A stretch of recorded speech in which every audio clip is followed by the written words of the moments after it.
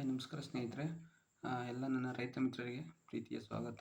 Welcome back to my channel. ಸ್ನೇಹಿತರೆ, ಈಗ already ಶುಂಠಿ ಹಾಕ್ಲಿಕ್ಕೆ ಅಂದ್ಬಿಟ್ಟು ಮುಂದಿನ ವರ್ಷಕ್ಕೆ ಎಲ್ಲ ತಯಾರಿ ಮಾಡ್ತಾ ಇದ್ದೀರಾ, ಎಲ್ಲ ಗೊತ್ತಿರೋಂಥ ವಿಚಾರ. ಅದಕ್ಕೆ ಹಸಿರೆಲೆ ಗೊಬ್ಬರ ಹೇಗೆ ರೆಡಿ ಮಾಡ್ಕೋಬೇಕು ಅಂದರೆ, ಏನು ಖಾಲಿ ಜಮೀನು ಇರುತ್ತೆ, ಒಂದು ಇನ್ನು 3-4 ತಿಂಗಳು ಮುಂಚೆನೇ ನೀವು ಅದನ್ನು ಹಸಿರೆಲೆ ಗೊಬ್ಬರ ಯಾವ ರೀತಿ ಹುರುಳಿ ಹಾಕ್ಬೋದು, ಮತ್ತು ಅಲಸಂದೆ ಕಾಳು, ತಡ್ನಿಕಾಳು ಹೇಳ್ತೀವಲ್ಲ, ತಡ್ನಿಕಾಳು, ಸೆಣಬು, ಈ ಥರ ಒಂದು ಬೆಳೆ ಇರುತ್ತೆ. ಇದನ್ನು ಚೆಲ್ಬಿಡೋದು.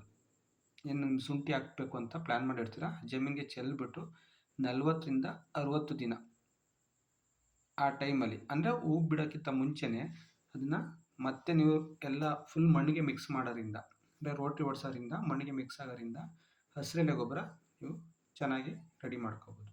ಏನಾಗುತ್ತೆ, ಬರೀ ರಾಸಾಯನಿಕ ಗೊಬ್ಬರನೇ ಯೂಸ್ ಮಾಡೋದ್ರಿಂದ ನಿಮಗೇನಾಗುತ್ತೆ, ಕಾಸ್ಟ್ ಜಾಸ್ತಿ ಆಗುತ್ತೆ ಮತ್ತು ಮಣ್ಣಿನ ಆರೋಗ್ಯ ಹಾಳಾಗುತ್ತೆ. ಹೆಚ್ಚು ರಾಸಾಯನಿಕ ಗೊಬ್ಬರ ಯೂಸ್ ಮಾಡೋದ್ರಿಂದ ಅದು ಮಣ್ಣಿನ ಒಂದು ಪರೀಕ್ಷೆ ಆದಾದಮೇಲೆ ಎಷ್ಟು ಬೇಕಾಗುತ್ತೆ ಅಷ್ಟು ಯೂಸ್ ಮಾಡಿದ್ರೆ ನಿಮ್ಮ ಒಂದು ಭೂಮಿಯ ಮಣ್ಣಿನ ಆರೋಗ್ಯ ಚೆನ್ನಾಗಿರುತ್ತೆ. ಕೆಲವರು ಏನು ಮಾಡ್ತಾರೆ, ಮಣ್ಣು ಟೆಸ್ಟ್ ಮಾಡಿಸಿರಲ್ಲ, ಹಾಗೆ ಒಂದು ಬ್ಲೈಂಡಾಗಿ ಒಂದು ಅಂದಾಜಲ್ಲಿ ಹಾಕ್ತಾಯಿರ್ತೀರ. ಹಾಗಾಗಿ ಅದು ಕರೆಕ್ಟ್ ಮೆಥಡ್ ಅಲ್ಲ. ನೀವು ಸ್ವಂತ ಭೂಮಿ ಇರ್ಬೋದು ಅಥವಾ ಬೇರೆಯವರ ಒಂದು ಜಮೀನಲ್ಲಿ ನೀವು ಶುಂಠಿನ ಬೆಳೀತಾ ಇದ್ದರೆ ದಯವಿಟ್ಟು ಮಣ್ಣಿನ ಪರೀಕ್ಷೆ ಮಾಡ್ಕೊಳ್ಳಿ. ಇದರಿಂದ ಏನಾಗುತ್ತೆ, ನಿಮಗೆ ಕರೆಕ್ಟು ರಿಸಲ್ಟ್ ಗೊತ್ತಾಗುತ್ತೆ. ಯಾವುದು pH ಎಷ್ಟಿದೆ ಮತ್ತು ಏನು ಕೊರತೆ ಇದೆ ಭೂಮಿನಲ್ಲಿ, ಇದೆಲ್ಲ ಗೊತ್ತಾಗೋದ್ರಿಂದ ನಿಮಗೆ ನೆಕ್ಸ್ಟು ಬೇಸಾಯ ಮಾಡಬೇಕಾದ್ರೆ, ಬೆಳೆ ಬೆಳಿಬೇಕಾದ್ರೆ ಅದಕ್ಕೆ ಏನು ಅವಶ್ಯಕತೆ ಇದೆ, ಎಷ್ಟು ಪ್ರಮಾಣದಲ್ಲಿ ಗೊಬ್ಬರನ ಕೊಡಬೇಕು, ಯಾವ ಗೊಬ್ಬರನ ಎಷ್ಟು ಪ್ರಮಾಣದಲ್ಲಿ ಕೊಡಬೇಕಾಗತ್ತೆ ಅಂದ್ಬಿಟ್ಟು ನಿಮಗೆ ಲ್ಯಾಬಿಂದ ರಿಪೋರ್ಟ್ ಕೊಡ್ತಾರೆ.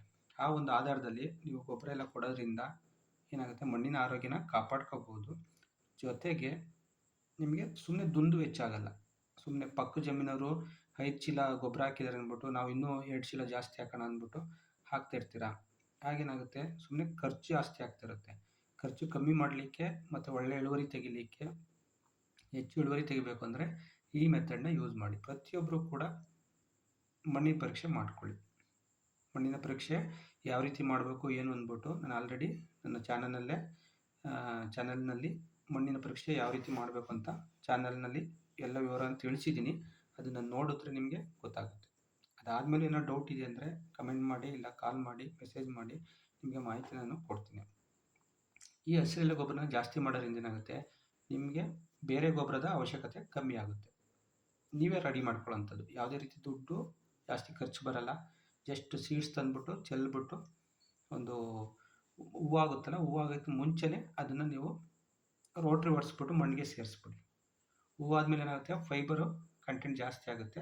ಅದಕ್ಕಿಂತ ಮುಂಚೆನೇ ಅದನ್ನು ಭೂಮಿಗೆ ಮಿಕ್ಸ್ ಮಾಡೋದ್ರಿಂದ ಹಸಿರೆಲೆ ಗೊಬ್ಬರ ಜಾಸ್ತಿ ಆಗುತ್ತೆ. ಹಸಿರೆಲೆ ಗೊಬ್ಬರ ಜಾಸ್ತಿ ಆಯಿತು ಅಂದರೆ ನಿಮಗೆ ಬೆಳೆಗೆ ತಾಕತ್ತು ಬರುತ್ತೆ ಮತ್ತು ಪೌಷ್ಟಿಕಾಂಶ ಜಾಸ್ತಿ ಇರುತ್ತೆ ಭೂಮಿಯಲ್ಲಿ. ಅದು ಬೆಳೆ ಹಾಕಿದ ನಂತರ ಅದು ತಗೊಳುತ್ತೆ ಭೂಮಿಯಿಂದ. ಹಾಗಾಗಿ ಪ್ರತಿಯೊಬ್ಬರು ಕೂಡ ಈ ಒಂದು ಏನು ಹಸಿರೆಲೆ ಗೊಬ್ಬರನ ನೀವೇ ರೆಡಿ ಮಾಡ್ಕೊಳ್ಳಿ.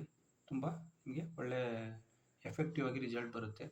ಹಾಗೆ ಮಣ್ಣಿನ ಪರೀಕ್ಷೆ ಅಂತೂ ಮಾಡಿದ್ಮೇಲೆ ಯಾರೂ ಕೂಡ ಯಾವುದೇ ಬೆಳೆ ಆದರೂ ಬೆಳಿಲಿಕ್ಕೆ ಹೋಗ್ಬೇಡಿ ಅಂತ ನನ್ನ ಒಂದು ಸಜೆಷನ್. ಯಾಕೆ ಅಂದರೆ ನಿಮಗೆ ಖರ್ಚು ಕಮ್ಮಿ ಆಗಬೇಕು ಮತ್ತು ಒಳ್ಳೆ ಇಳುವರಿ ಬರಬೇಕು ಮತ್ತು ಮಣ್ಣಿನ ಆರೋಗ್ಯ ಕಾಪಾಡ್ಕೋಬೇಕು. ಯಾಕೆಂದರೆ ರೈತರು ಇವತ್ತು ಭೂಮಿ ನಂಬಿಕೊಂಡು ಜೀವನ ಮಾಡ್ತಾಯಿದ್ದಾರೆ. ಅವರು ಮತ್ತು ಅವ್ರ ಫ್ಯಾಮಿಲಿಯವರೆಲ್ಲ ಅಂದರೆ ನಮ್ಮ ಆರೋಗ್ಯ ಎಷ್ಟು ಮುಖ್ಯ ಇರುತ್ತೋ ಅದೇ ರೀತಿ ಮಣ್ಣಿನ ಆರೋಗ್ಯ ಕೂಡ ತುಂಬ ಇಂಪಾರ್ಟೆಂಟ್ ಇರುತ್ತೆ. ಹಾಗಾಗಿ ನಾವು ಮಣ್ಣು ಬಗ್ಗೆ ಜಾಸ್ತಿ ಕಾಳಜಿ ವಹಿಸಿದಷ್ಟು, ಮಣ್ಣಿನ ಆರೋಗ್ಯ ಕಾಪಾಡಿಕೊಂಡಷ್ಟು ನಿಮ್ಮ ಬೆಳೆ ಚೆನ್ನಾಗಿ ಬರುತ್ತೆ, ನಿಮ್ಮ ಖರ್ಚು ವೆಚ್ಚಗಳು ಕಮ್ಮಿ ಆಗುತ್ತೆ ಮತ್ತು ನಿಮಗೆ ಪ್ರಾಪರಾಗಿ ಗೊತ್ತಾಗುತ್ತೆ ಯಾವ ಬೆಳೆ ಎಷ್ಟು ಹಾಕಬೇಕು, ಯಾಕೆ ಬೆಳೆ ಬರ್ತಾ ಇಲ್ಲ ಈ ಭೂಮಿನಲ್ಲಿ. ಸಾಕಷ್ಟು ಕಂಪ್ಲೇಂಟು ರೈತರು ಹೇಳ್ತಾ ಇರ್ತೀರ, ಇದು ಬೆಳೆ ಬರ್ತಾ ಇಲ್ಲ, ಈ ಬೆಳೆ ಹಾಕಿದ್ರೆ ಬರಲ್ಲ, ಇದು ಏನೋ ಸಮಸ್ಯೆ ಬರ್ತಾಯಿದೆ, ರೋಗ ಬರ್ತಾಯಿದೆ, ಇನ್ನೇನು ಸಮಸ್ಯೆಗಳು ಹೇಳ್ತಿರ್ತೀರ. ಬಟ್ ಎಕ್ಸಾಕ್ಟಾಗಿ ಏನು ಪ್ರಾಬ್ಲಮ್ ಇದೆ ಅಂತ ಗೊತ್ತಾಗಬೇಕು ಅಂದರೆ ಮಣ್ಣಿನ ಪರೀಕ್ಷೆ ತುಂಬ ಇಂಪಾರ್ಟೆಂಟ್ ಇರುತ್ತೆ ಸ್ನೇಹಿತರೆ. ಅದನ್ನು ಖಾಲಿ ಜಮೀನಲ್ಲಿ ಮಾಡಬೇಕಾದ್ರೆ ಆ ವಿಡಿಯೋ ನೋಡಿ, ನನಗೆ ಮಣ್ಣಿನ ಪರೀಕ್ಷೆ ಬಗ್ಗೆ ವಿಡಿಯೋ ಮಾಡಿ ಆಲ್ರೆಡಿ ಹಾಕಿದ್ದೀನಿ. ಅದು ನೋಡಿದ್ರೆ ವಿವರವಾಗಿ ನಿಮ್ಗೆ ಗೊತ್ತಾಗುತ್ತೆ ಯಾವ ಮೆಥಡಲ್ಲಿ ತೆಗಿಬೇಕು, ಯಾವಾಗ ತೆಗಿಬೇಕು, ಎಷ್ಟು ತೆಗಿಬೇಕು, ಅದು ಯಾವ ರೀತಿ ಕಲೆಕ್ಟ್ ಮಾಡಬೇಕು ಮಣ್ಣನ್ನ, ಅದನ್ನು ಲ್ಯಾಬ್ಗೆ ಕೊಡಬೇಕು ಮತ್ತು ಅದಾದಮೇಲೆ ನೆಕ್ಸ್ಟ್ ಯಾವ ಥರ ಫಾಲೋ ಮಾಡಬೇಕು ಪ್ರತಿ ವರ್ಷ. ಅದೆಲ್ಲ ಪ್ರತಿಯೊಂದು ಕೂಡ ನಿಮಗೆ ಮಣ್ಣು ಟೆಸ್ಟ್ ಆದಮೇಲೆ ಲ್ಯಾಬಿಂದ ರಿಪೋರ್ಟ್ ಕೊಡ್ತಾರೆ. ಅವರೇ ನಿಮ್ಗೆ ಸಜೆಸ್ಟ್ ಮಾಡ್ತಾರೆ ಯಾವ್ಯಾವ ಗೊಬ್ಬರ ಎಷ್ಟು ಹಾಕಬೇಕು ಅಂತ. ಹಾಗಾಗಿ ಈ ಮೆಥಡನ್ನ ದಯವಿಟ್ಟು ಯಾರೆಲ್ಲ ಪ್ರೋಗ್ರೆಸಿವ್ ರೈತರು, ಪ್ರಗತಿಪರ ರೈತರು, ಚೆನ್ನಾಗಿ ಬೆಳಿಬೇಕು, ಹೆಚ್ಚು ಬೆಳಿಬೇಕು, ಕಡಿಮೆ ಖರ್ಚಲ್ಲಿ ಹೆಚ್ಚು ಬೆಳೆನ ಬೆಳೆದು ಇಳುವರಿ ತೆಗಿಬೇಕು ಅಂತ ಯಾರೆಲ್ಲ ಮೈಂಡಲ್ಲಿ ಇರುತ್ತೋ, ಯಾರಿಗೆಲ್ಲ ಇಂಟ್ರೆಸ್ಟ್ ಇರುತ್ತೋ ಅವರೆಲ್ಲರೂ ಕೂಡ ಮಣ್ಣಿನ ಟೆಸ್ಟ್ನ ಮಾಡಿಸಿ. ಮಣ್ಣಿನ ಪರೀಕ್ಷೆ ಮಾಡಿದ್ಮೇಲೆ ಆ ಒಂದು ಆಧಾರದಲ್ಲೇ ಪ್ರತಿಯೊಬ್ಬರು ಫಾಲೋ ಮಾಡಿ 100% ನೀವು ಅಂದ್ಕೊಂಡಂಗೆ ನಿಮ್ಮ ಒಂದು ವ್ಯವಸಾಯದಲ್ಲಿ ಖಂಡಿತ ನೀವು ಸಕ್ಸಸ್ಫುಲ್ ಆಗ್ಬೋದು ಅಂತ ಹೇಳ್ತಾ ಈ ವಿಡಿಯೋನ ಮುಗಿಸ್ತೀನಿ ಸ್ನೇಹಿತರೆ. ನೆಕ್ಸ್ಟ್ ಒಂದು ಹೊಸ ವಿಡಿಯೋದಲ್ಲಿ ಸಿಗೋಣ. ಎಲ್ಲರಿಗೂ ಒಳ್ಳೆಯದಾಗಲಿ. ಸರ್ವಜನ ಸುಖಿನೋ ಭವಂತು. Thank you so much. Bye.